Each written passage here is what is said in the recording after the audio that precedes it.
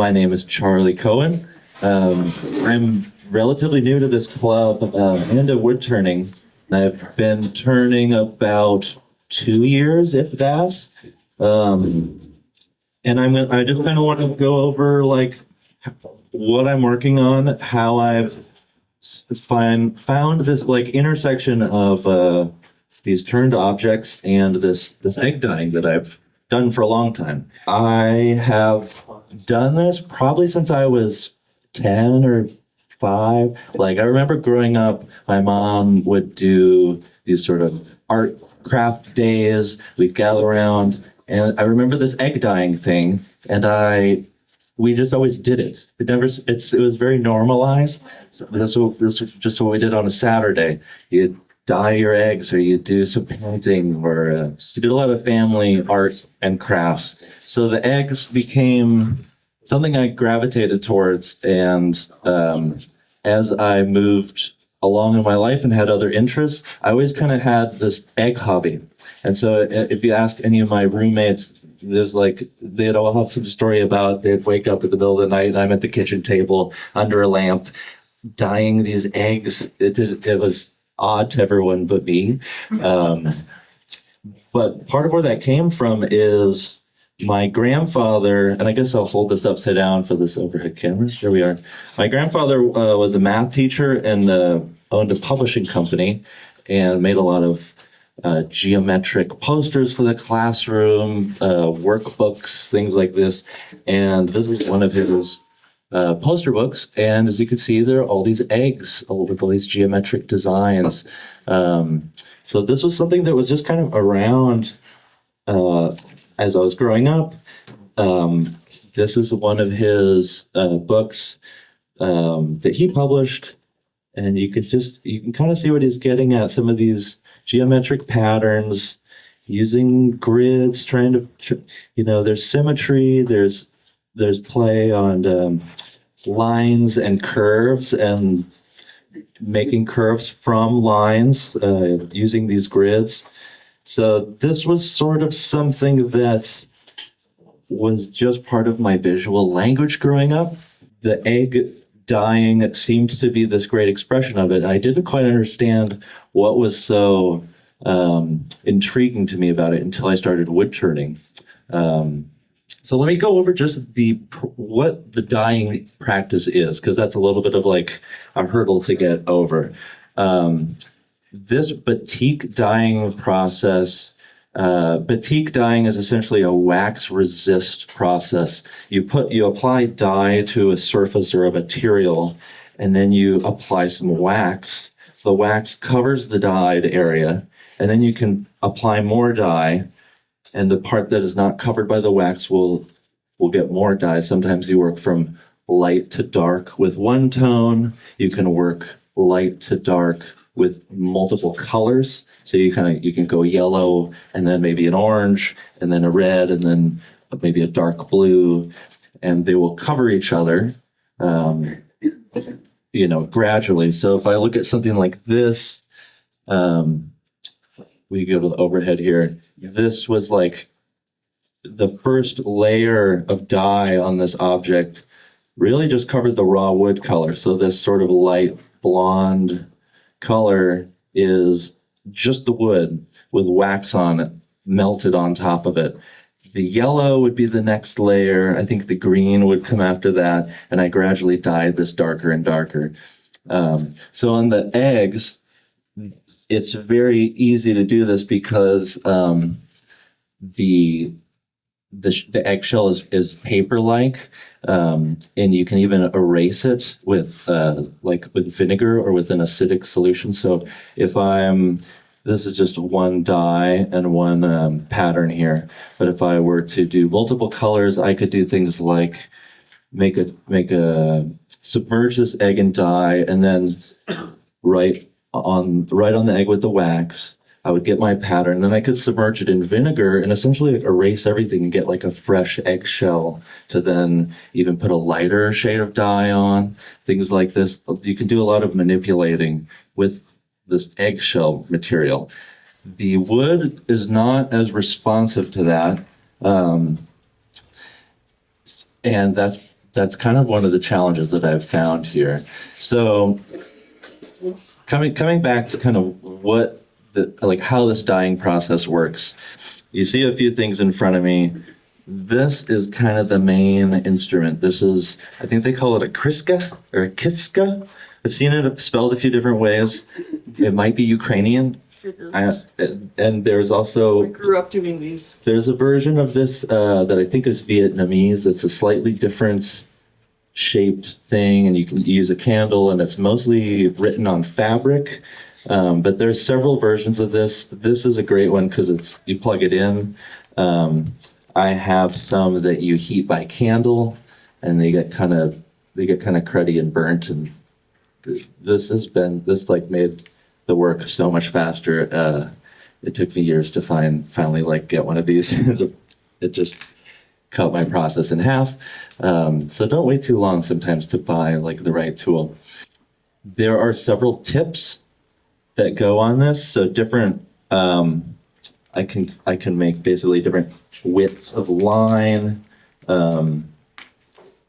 They look like this, and they just there's a little screw that sets them in there, and then you let them heat up, and you dip some wax in the little reservoir here, and you're off to writing. Question, Lair. What does that do? It holds wax. Tell me about what the tool is. Move it over under the camera. Oh, here you go. Oh, the overhead.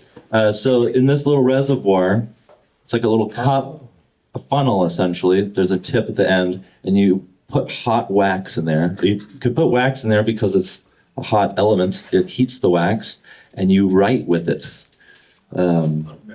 And so these other tips are essentially other widths of the line that you can get out of this wax writer. And so that renders these fine lines on an egg like this. It is like a fine tip. Whereas maybe something like this is a little bit more of a coarse line. I probably went over that line several times. Are you freehanding all those designs?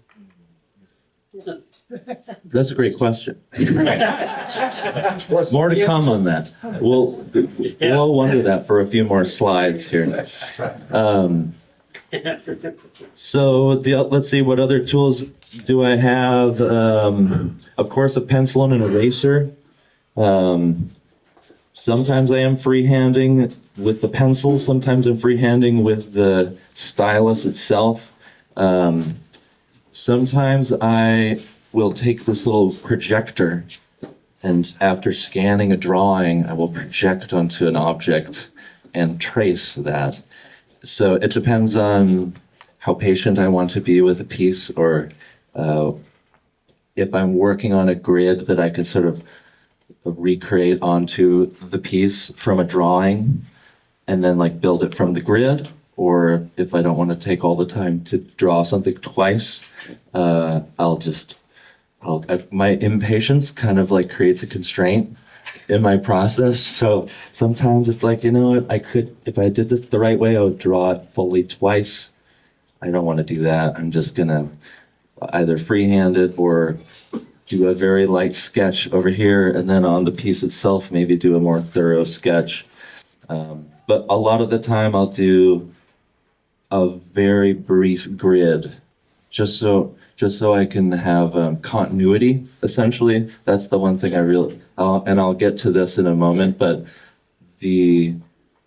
one of the main things I want to instill in everyone is that because what we make on our lathes is round, we have this advantage of being able to create continuity with patterns and grid making. And I'll get to something like this, which is like a perspective piece, where you can actually create a scene that is continuous around essentially a cylinder, but a wonky cylinder. Yes? You use the projector. How do you get around the projecting a flat surface onto something round, the distortion on the edges? Sometimes the distortion is cool. So the question is, if I'm using the projector to project onto a piece, how do I get around the distortion and the wrapping around the edges? I tried with something like this. It's an image that wraps around the full bowl. I tried a projector, and I couldn't figure it out because it does distort a lot, especially when I'm going to turn the bowl and have this continuity. It didn't really work. Something like this you could do with a projector more easily. It's just straight on. You're not wrapping around something too much. It's flat enough. You're not going to distort the image too much. But the projector for certain projects, I think, is great, especially if you're doing something that doesn't really adhere to a grid. Maybe you're doing something that's based on a photograph or an image or some kind of motif that you want to represent. Can you make it like a running horse and then it's on a Lazy Susan and you can make it down? That's such a great leading question, because I have one of the projects that I will present in this presentation is an animation motif. $20 later, it's open. Yeah, no, do you take a check? So let's see, I have my little stylus. I got my grid making tools should I want to plan ahead or want to take the time to. Depends on what my day is like, maybe. And then I have this little crock pot thing. This is a wax melting pot. I put just pure beeswax in there. You can get it from a craft store, or even like a candle making thing. I try to get just I go with the stackage. Oh, I don't know. I just found this online, but it's pure beeswax. I will say I like this unadulterated yellow beeswax. You can get beeswax for this technique that is darkened and colored so that you can see the line easier. Like this blonde beeswax on wood, and usually dyeing lighter colored woods too, can be very hard to see. It really helps to have a lamp or some kind of light where you can catch, the little bump of or the shine of the wax line. Sometimes it's harder to see than other times, but you can also get just like a black wax or a blue wax. Yeah. Could you use paraffin? I'm not sure. Paraffin. I don't even know what paraffin is. Is it like a thinner wax? Like that white Can of wax that you buy in the store. Okay. They use it for topping off when they're tanning. Okay. Yeah. My wife used to do batik fabric dyeing, and she used paraffin successfully many times. Okay. Paraffin's a petroleum product, comes out of crude oil, and it's a very inert wax, and you can melt it out the same way you do the wax you're using. So I see there'd be no reason why it wouldn't soak into the pores of the wood and create that resistance for dye not to go there. That seems like it would work. When I come to the end of this process, I'll melt all the wax off, and a lot of the wax will go into the bowl, and some of it will rub off. And so it would maybe come down to like what that product is doing to the wood, or because it's going to be living in the grain a little bit after the finish. But I've wondered about this too, because like the beeswax, you have to melt it. It doesn't stay melted for very long. When you draw the line with this tool, it hardens pretty quickly, which I love. I love it that it gives me a good hard line, and it creates like an edge for that dye to go right up against, and it's not going to go into where the wax is. So I get a very nice, like, almost looks like a screen printed kind of quality, because that dye will not go where the wax is. So I don't know about non-beeswax, oil. Like you could probably use oil with a paintbrush to do a similar technique, or other waxes, or maybe even other finishes and things that would resist the dye. I'll take this moment to show something that didn't work for me, which was this bowl. I put a design in it, and I believe I used like a trans tint dye. I wrote these little lines. You can kind of see faint grid work in there, along with the grain of the wood. And I finished it with something that I think dissolved the wax, and it did something like it was corrosive or something, and it basically wiped the design off. And so I have an open question about what are the best materials for both the wax writing itself and finishing it after, because I've had a lot of good luck just like committing to this is only going to have beeswax on the outside of the bowl, and then I've had bad luck with like I'm actually going to try to put like some other type of finish, and then it just like eats at the beeswax, and it there's some chemical thing going on where like the wax will rip off. But some people think that that's kind of a cool effect. I don't, because I know what I was going for. But there's a few pieces here that serve as nice lessons, It got just a comment, general rule of chemistry is like dissolves light. So if you're using anything that's oil-based or petroleum-based or has a solvent in it, it's gonna dissolve that. Whereas if you use a water-based, it probably wouldn't. Solvent, I think, is the word I Any was looking solvent's for. gonna do it, and I would guess oil, even like tung oil or something, it's gonna slightly dissolve the oil because the paraffin will just dissolve into it. Yep. You want something that's not oil-based to do that. Yeah, so a finish with a solvent is likely to dissolve the wax lines, and maybe even like smear the oil or the dye around. You start with raw wood, then you have no finish before you start. I have no finish on the wood when I start dyeing it. I think that would interfere potentially with the dye going into the grain of the wood. With a piece like this, and I have a step-by-step process of this one. I use a very thin. I use trans tint. Let's see if you can. There. This stuff has been my favorite dye to use so far. It's really a striking color, and it stays in there. It doesn't rub out. But I used a very watered down trans tint, and so in the dyeing process, doing layer after layer after layer of dye, this bowl is actually taking on a lot of water. And so I'm leaving it to dry, and then I'm putting another layer of dye, leaving it to dry again. And so it's doing things like raising the grain, and I'm wanting to sand it down, but I have wax all over it, so I've that ship has sailed. So it's pretty much like raw wood, and once you start that process, there's kind of no going back, it seems like, until at the very end you melt the wax onto it.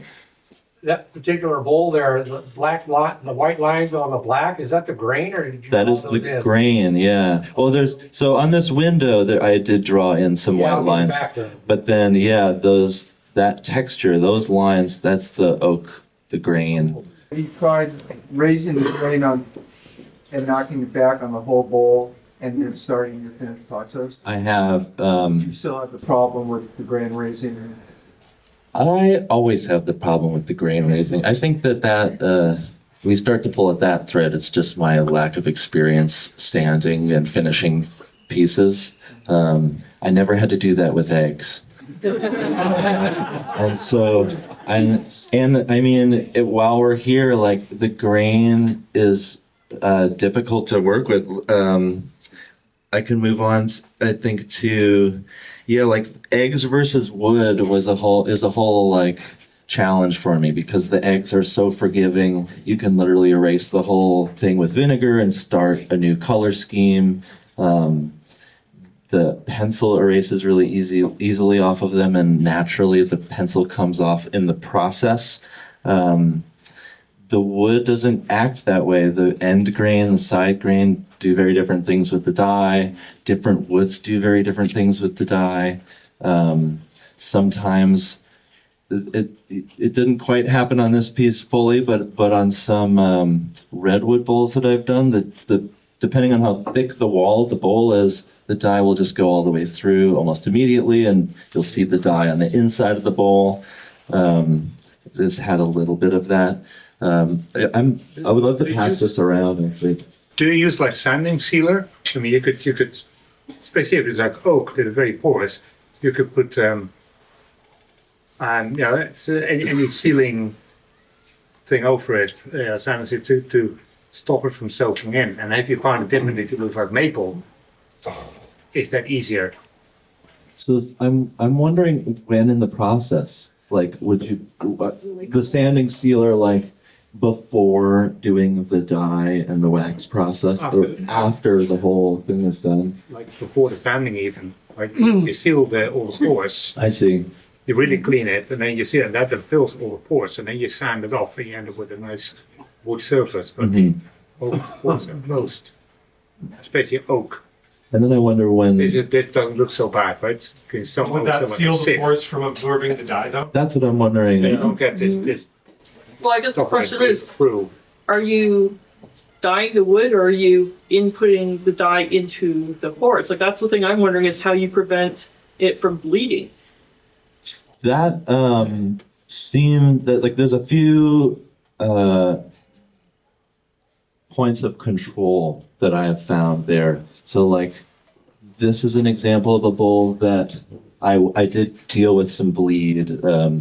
So this is this has this continuous pattern, and as I kind of, if I can kind of show the end grain versus the side grain here. Oh, here we go.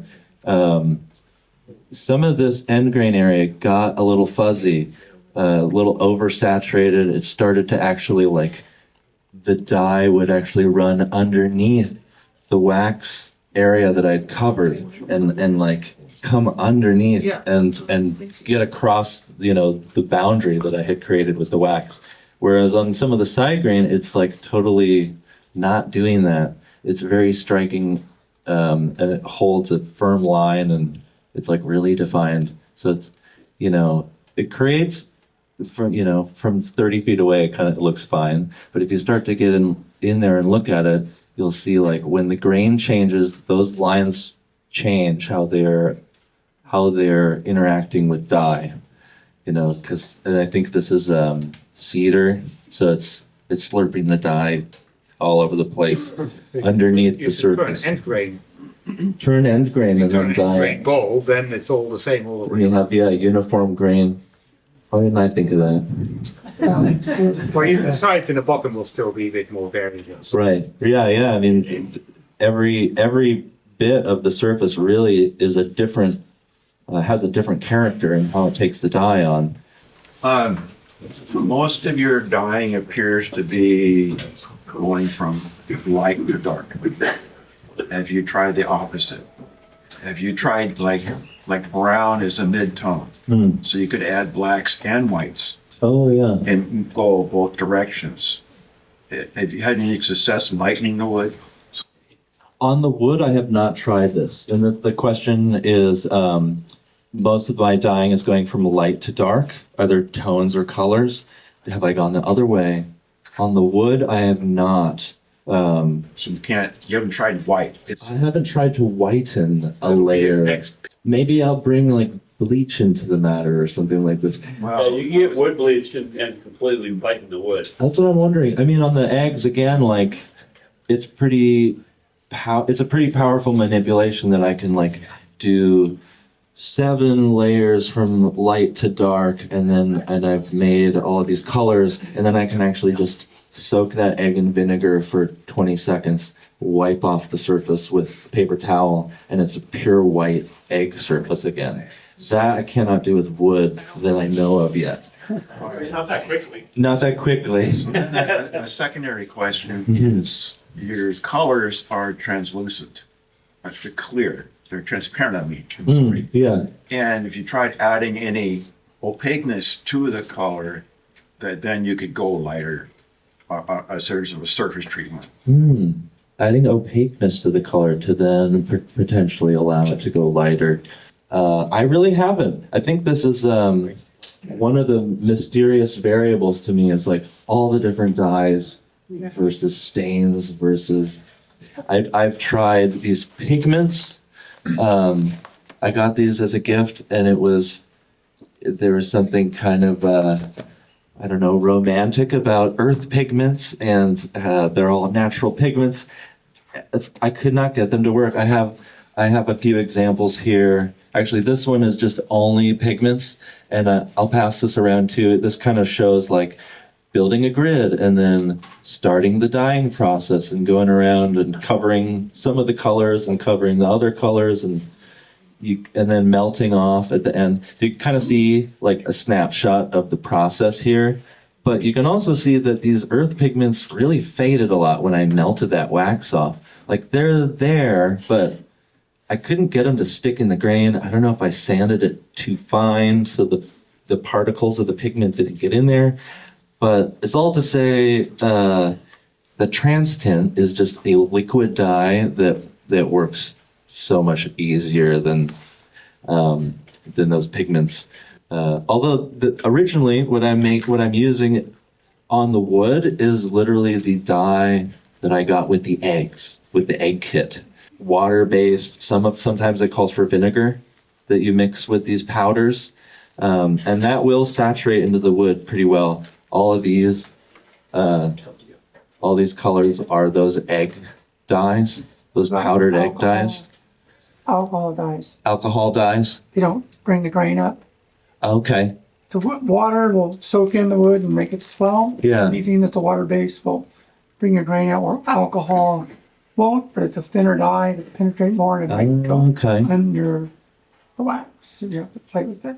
This is where it's, I mean, this is starting to, just revealing that this is I would say is a very well-known artist, that art is an exploration. You're exploring all this till you find the right path. Yeah, and this presentation, you might see by now, this is very self-serving. I'm trying to, harvest all of this data from this. This is the perfect reason why anybody should consider doing a demo. Because essentially you get 40 teachers. Yeah, you get to hold the room, Right, but all willing to help you out and give you new ideas. Yeah. Instead of having to go to 40 different classes and bankrupt yourself in the process. Here, people pay to be and talk to you or teach you. Larry, go ahead. Okay, addressing his thing about layering colors in. If you're doing that with pigments, it doesn't layer in as well as like with trans tint, where you can put down a color and layer in over the top of it, and it'll change the color, but it'll also make them both translucent. And as you go further into it, it becomes more opaque. But if you add a pigment to it, it kind of messes up the process. I have messed with the coloring on other pieces, and I didn't like the effect. I stayed with translucent. An important note about translucent that everybody here needs to know is that it's an important color for us because it's mixed with almost anything. It's not water-based or oil. Yeah, trans tint can be mixed. And it can be mixed with alcohol, etc. Alcohol being better because it evaporates fast. Yeah, As she said, it can get under the wax. So yeah, you can, if you mix it with alcohol, it'll evaporate faster. If I've had the experience of too quickly, not patiently enough, using a water-based dye on a bowl, on the thin bowl, layering it up, it's full of water, and I use this heat gun to melt the wax at the end. The heat gun also will dry the dye, and so I can get impatient sometimes, and I can put the heat gun to a bowl that's a little too wet, and it will crack. Here's actually a second one. This has still has a tendon on it, but this shows, this red is one of those pigments, and you can see it does fade a bit once I've done that, wiped off the wax in the middle. The black, though, is the trans tint, which I just love the striking line that it renders. It's great. Why don't we pass this one this way? You can see on the outside of that bowl, you can see some of the pencil grid markings, and then you can see the wax writing, and then on the inside, it's melted and it's more of like a finished. So I have a few. Oh yeah, you can just put that anywhere.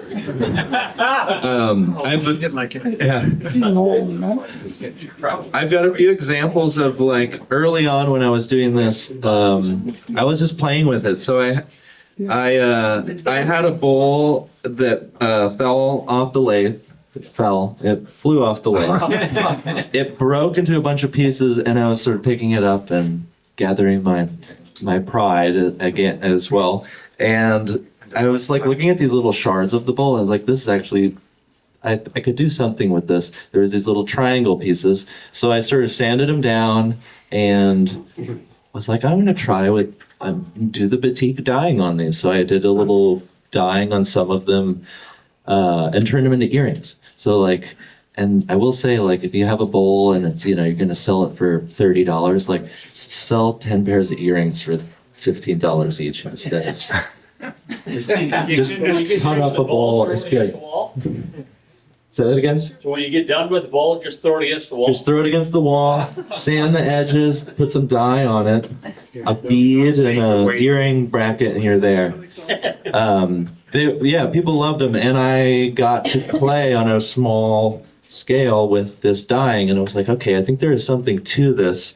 I liked the finish that the wax created when you melted it off. On the eggs, when you melt that wax off, you just wipe it all off. On the wood, when I melted that wax for the first time, it just disappeared. It slurped into the bowl or into the wood. And I was like, oh, I didn't see that coming. So, and then now there will be pieces that I don't even put dye on that I will want that type of finish. So I'll just melt some beeswax, take my heat gun, and rub it all in, and it creates this kind of nice satin,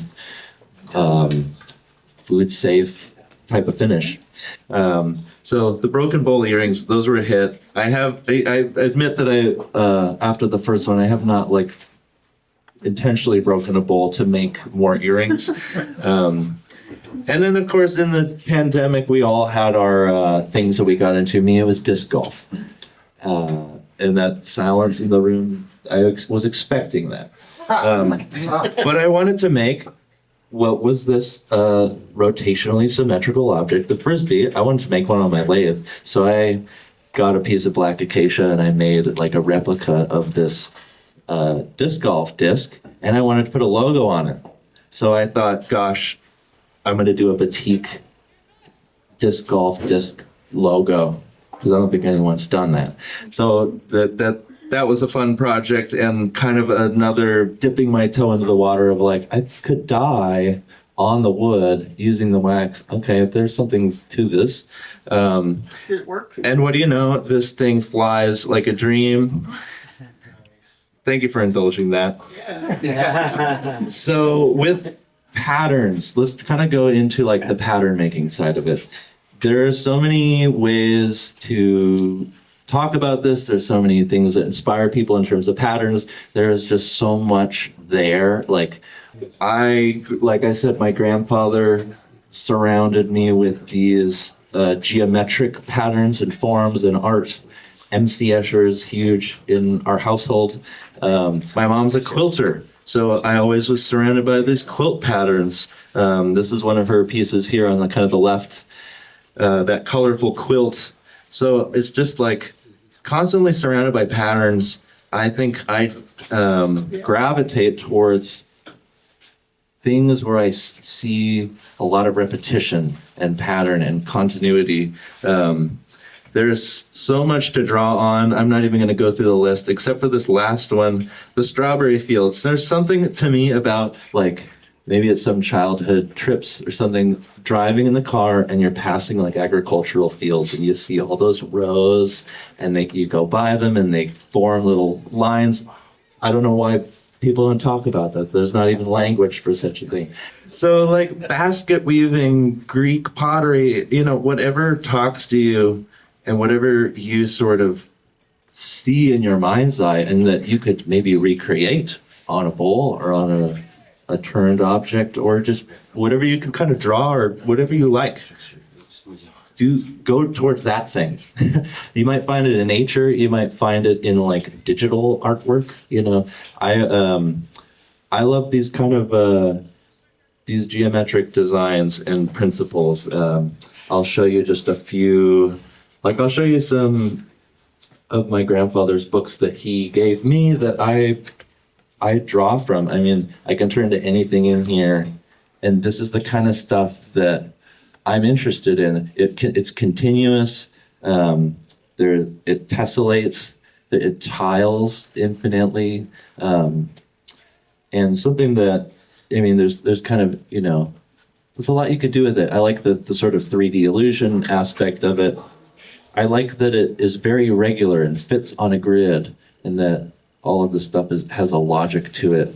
For some reason, that's where my mind's eye goes. So when I want to sit down and make some of these patterns, these are the sort of things that I gravitate towards. You know, this is kind of in that sort of area.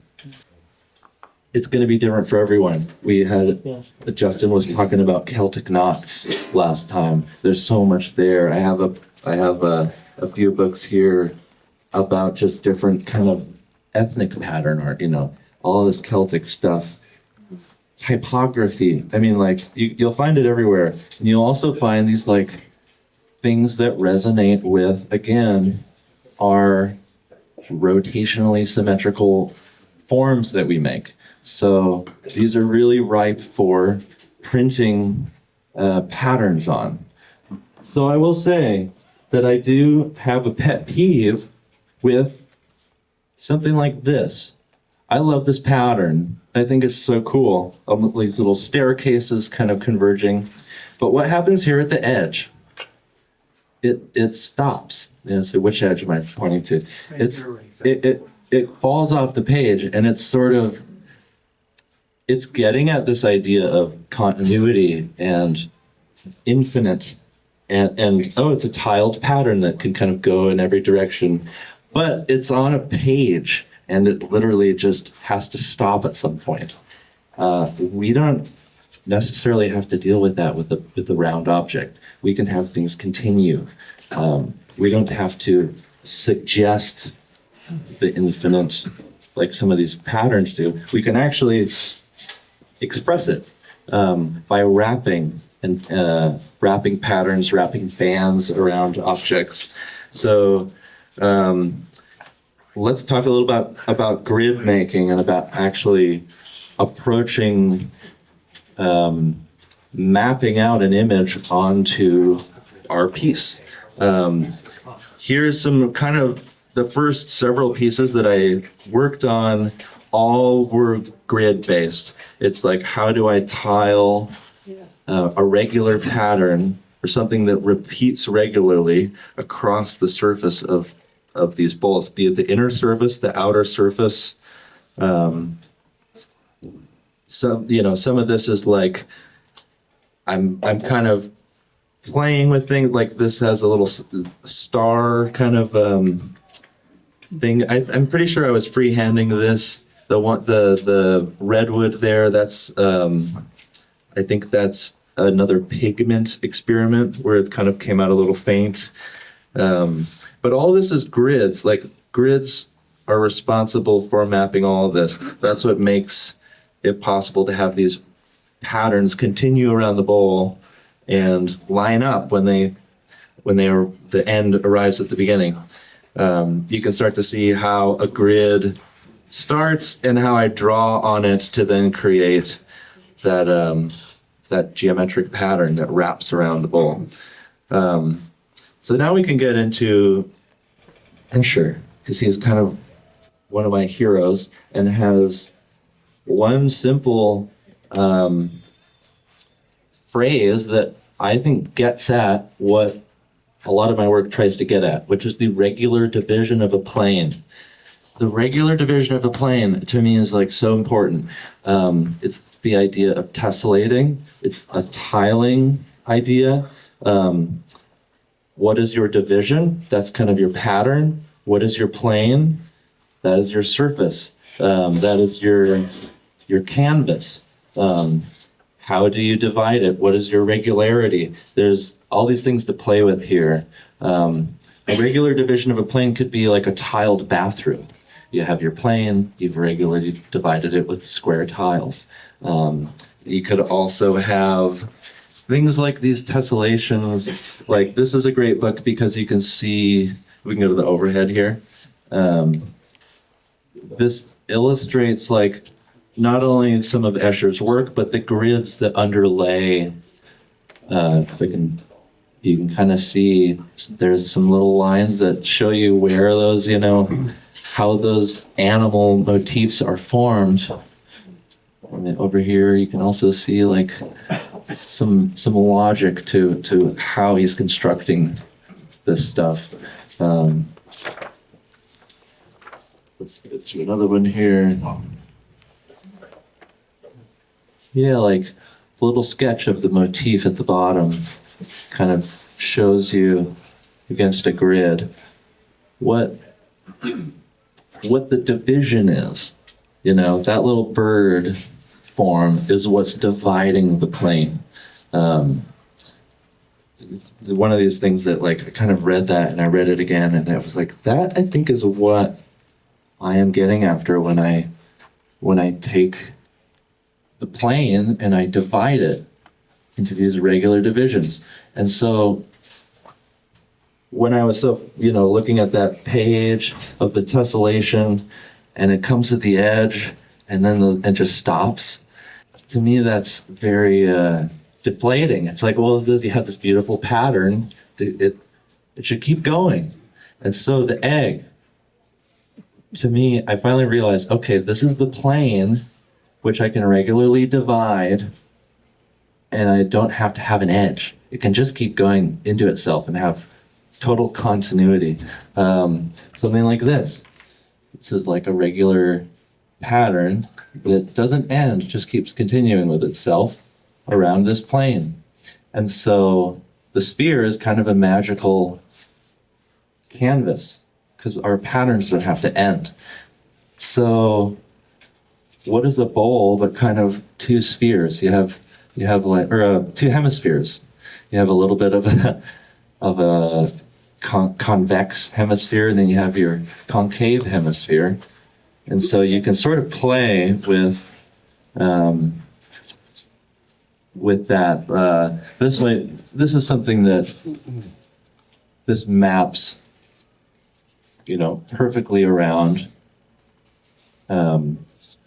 And you could, if this was, say, a full sphere, you could map that pattern around a sphere. If it was on a flat page, you'd have to have it end at the edges of your page. So this is something that we have access to as turners. So bands are kind of like one direction of continuity. You can have them wrap around like the Celtic knots. Grids, I think of more as going in multiple directions, having those lines sprawl across a surface. And like with a sphere, they can fully wrap around that surface. Turning lines into circles, that's kind of a fun way to think about that. At the edge of a page, if it's just a flat line on a page, it has to end. But if you're going to wrap something around a bowl like this, that flat line now becomes a ring and becomes continuous. So however you can manipulate your grid to turn your lines into circles will create that continuity for you. Divide your plane to suit your pattern. Whatever patterns you're drawn to will have some kind of underlying grid and some kind of underlying division of that plane. Find out what it is and you'll actually understand what is exciting about the pattern. When I was starting to think of the patterns I'm drawn to, it's a lot of hexagonal grids. It's a lot of a vertical axis on the grid and then two other axes. So I have like a three-way divided grid. For some reason, those are the patterns that I'm drawn to. I can probably, this book, almost everything in here has that scheme. So like something like this. There are essentially three directions to the grid. There's that vertical line, there's this direction, and there's that direction.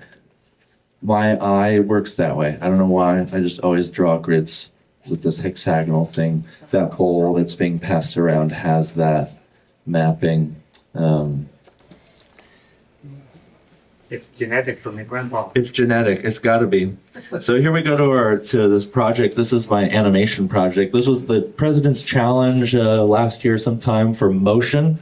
I really wanted to make a proper animation machine that would spin and that you could have a little slit you could see.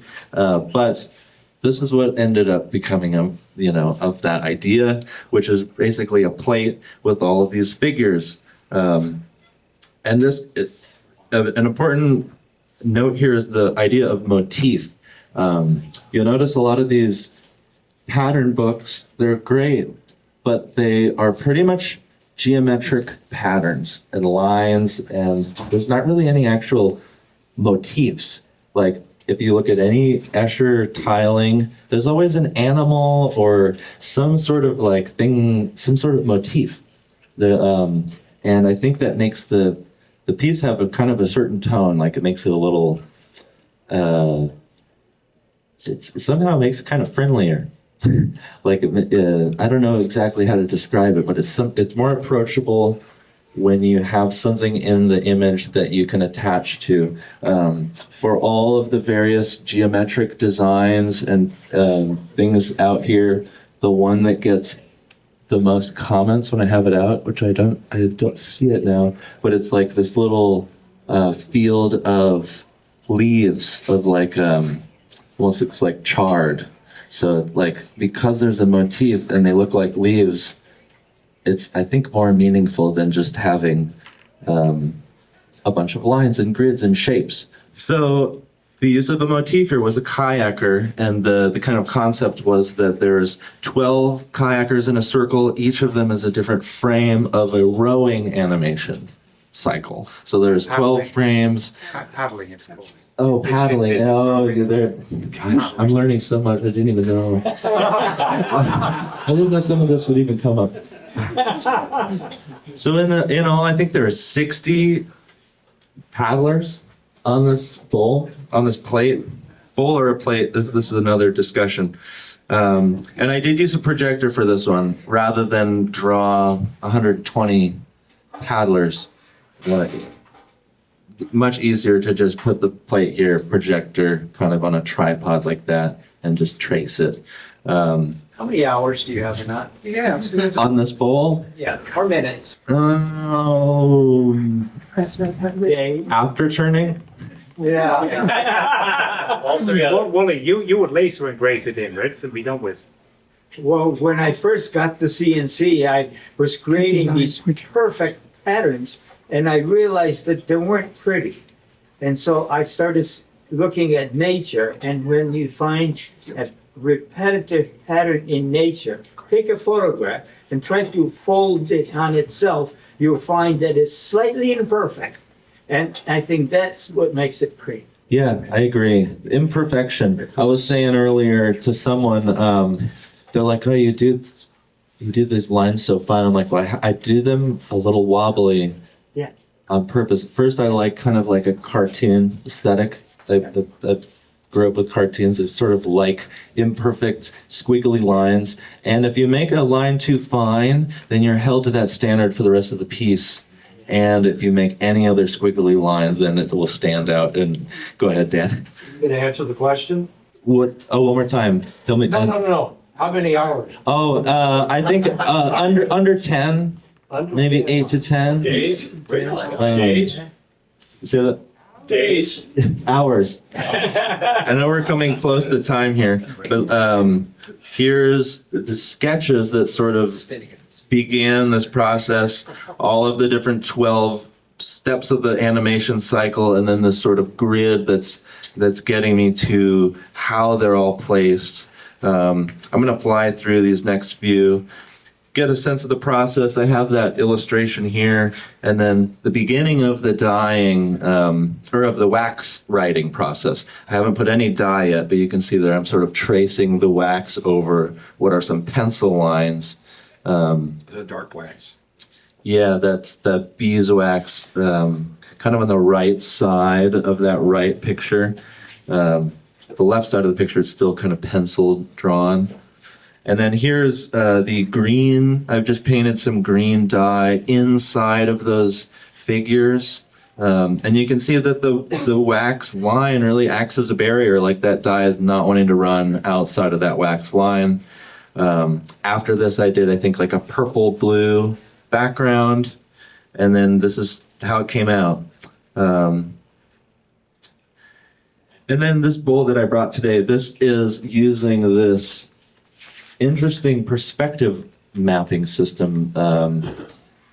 This book has been super cool. It was in my collection from my grandpa. He has this spherical piece of artwork from the guy who made this book, but there's all this all these different perspective mappings. So Upside down. oh, sorry about the 3.4 point perspective.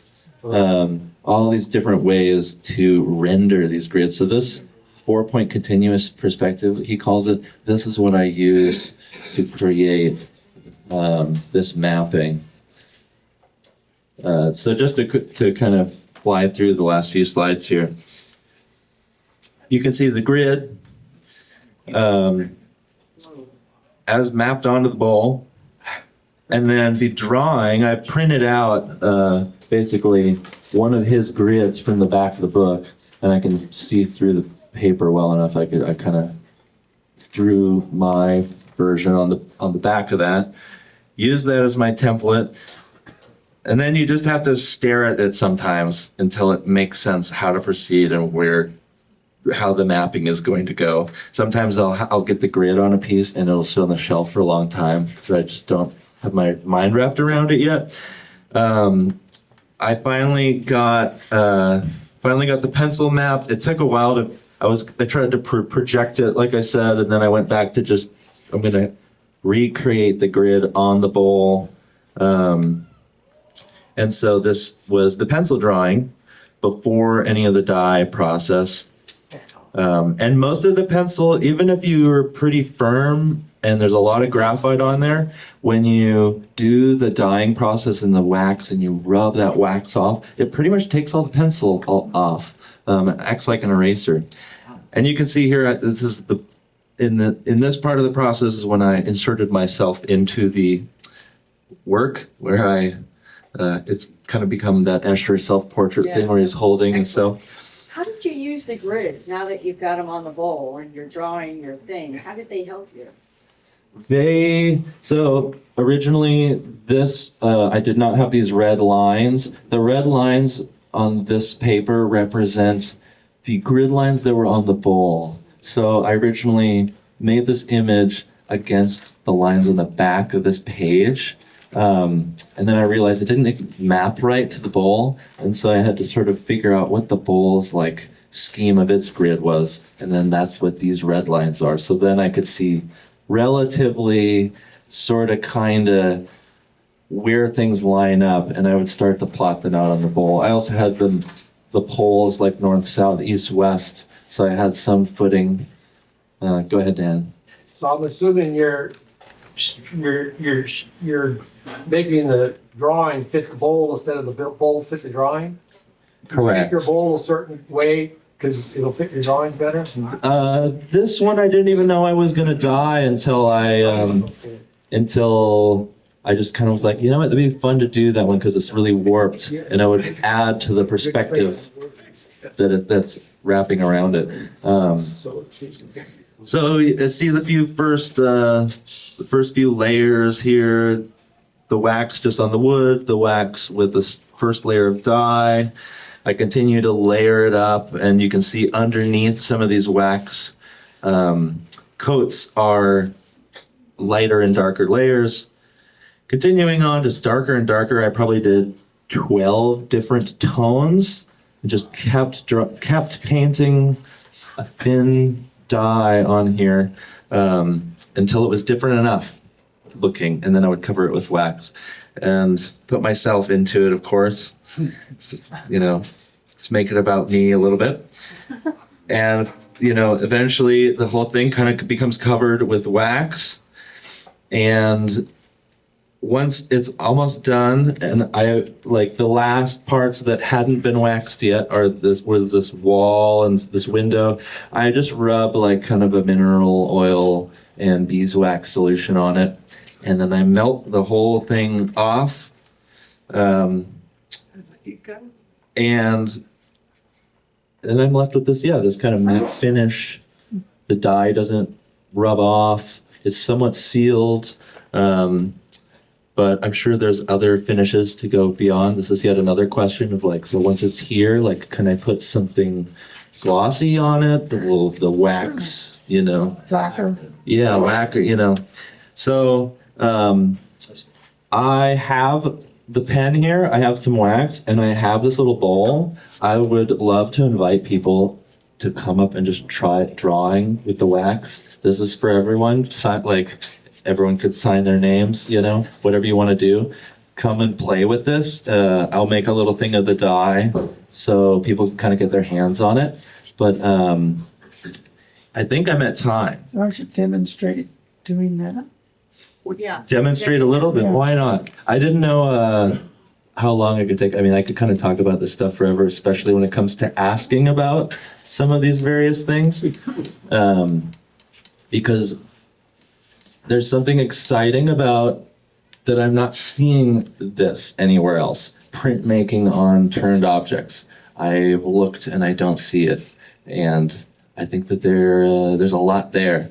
So why don't you give me that overhead close-up, and I'll show you we'll just do some kind of, here, what if we all signed our names on this today? Maybe I'll just start with mine. I can't see. Let's see where we There you go. and even here, it's hard to see that wax on the wood. That's okay. Like when I'm working with this, I'm really holding this like in front of my face. And of course, I'm not used to doing this. Trying to get it on the camera. How long can you with one film of the pen there? Say that again? How many letters can you write with one filling? I mean, you just scooped it bit out. Yeah. How long does this little, how long can you write with this?